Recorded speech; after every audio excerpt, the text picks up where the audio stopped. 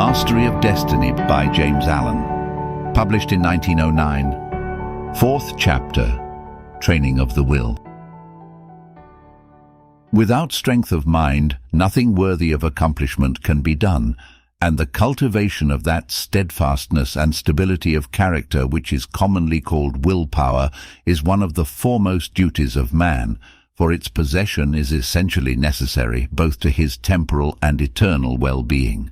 Fixedness of purpose is at the root of all successful efforts, whether in things worldly or spiritual, and without it man cannot be otherwise than wretched and dependent upon others for that support which should be found within himself.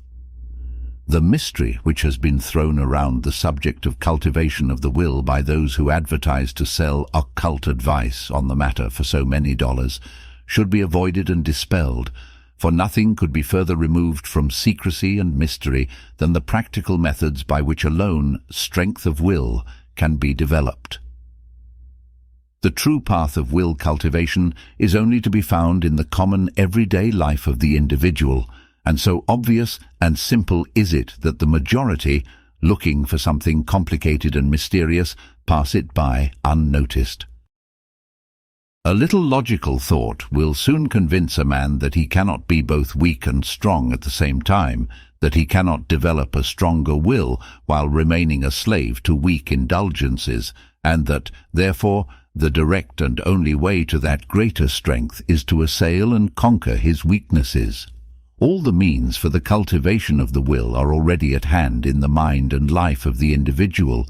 They reside in the weak side of his character, by attacking and vanquishing which the necessary strength of will be developed. He who has succeeded in grasping this simple preliminary truth will perceive that the whole science of will cultivation is embodied in the following 7 rules. 1. Break off bad habits. 2. Form good habits. 3. Give scrupulous attention to the duty of the present moment. 4. Do vigorously and at once whatever has to be done. 5. Live by rule. 6. Control the tongue. 7. Control the mind.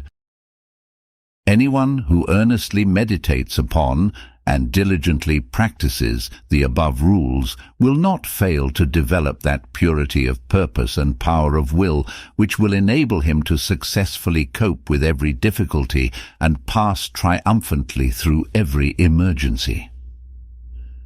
It will be seen that the first step is the breaking away from bad habits. This is no easy task. It demands the putting forth of great efforts or a succession of efforts, and it is by such efforts that the will can alone be invigorated and fortified. If one refuses to take the first step, he cannot increase in willpower, for by submitting to a bad habit, because of the immediate pleasure which it affords, one forfeits the right to rule over himself, and is so far a weak slave.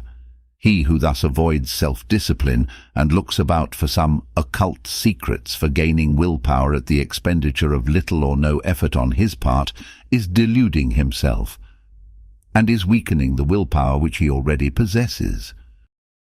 The increased strength of will, which is gained by success in overcoming bad habits, enables one to initiate good habits, for while the conquering of a bad habit requires merely strength of purpose, the forming of a new one necessitates the intelligent direction of purpose.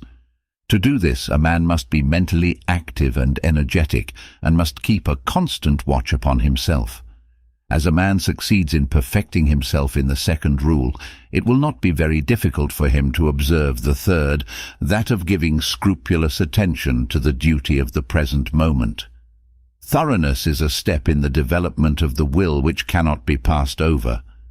Slipshod work is an indication of weakness. Perfection should be aimed at, even in the smallest task. By not dividing the mind, but giving the whole attention to each separate task as it presents itself, singleness of purpose and intense concentration of mind are gradually gained. 2 mental powers which give weight and worth of character, and bring repose and joy to their possessor. The 4th rule, that of doing vigorously and at once whatever has to be done, is equally important. Idleness and a strong will cannot go together, and procrastination is a total barrier to the acquisition of purposeful action. Nothing should be put off until another time, not even for a few minutes. That which ought to be done now should be done now. This seems a little thing, but it is of far-reaching importance. It leads to strength, success, and peace. The man who is to manifest a cultivated will must also live by certain fixed rules. He must not blindly gratify his passions and impulses, but must school them to obedience. He should live according to principle and not according to passion. He should decide what he will eat and drink and wear, and what he will not eat and drink and wear, how many meals per day he will have, and at what times he will have them, at what time he will go to bed, and at what time get up. He should make rules for the right government of his conduct in every department of his life, and should religiously adhere to them. To live loosely and indiscriminately, eating and drinking and sensually indulging at the beck and call of appetite and inclination, is to be a mere animal, and not a man with will and reason.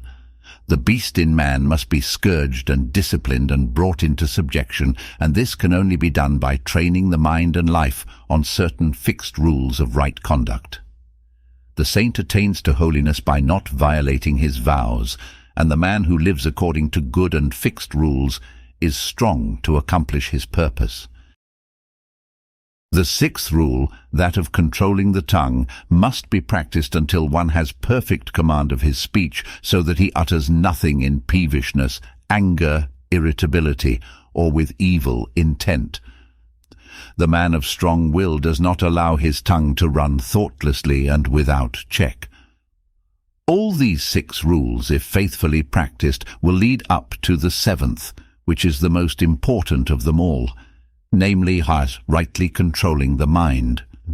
Self-control is the most essential thing in life, yet least understood, but he who patiently practices the rules herein laid down, bringing them into requisition in all his ways and undertakings, will learn by his own experience and efforts how to control and train his mind, and to earn thereby the supreme crown of manhood, the crown of a perfectly poised will. Thank you very much for listening and letting me share Training of the Will, the 4th chapter of Mastery of Destiny with you. I hope that you will tune in and listen to the next chapter, which is entitled Thoroughness. If you have enjoyed this presentation and would like to hear others, please like, share, subscribe, and please leave a comment letting us know what made an impression or is of interest to you for future presentations. Thank you so much.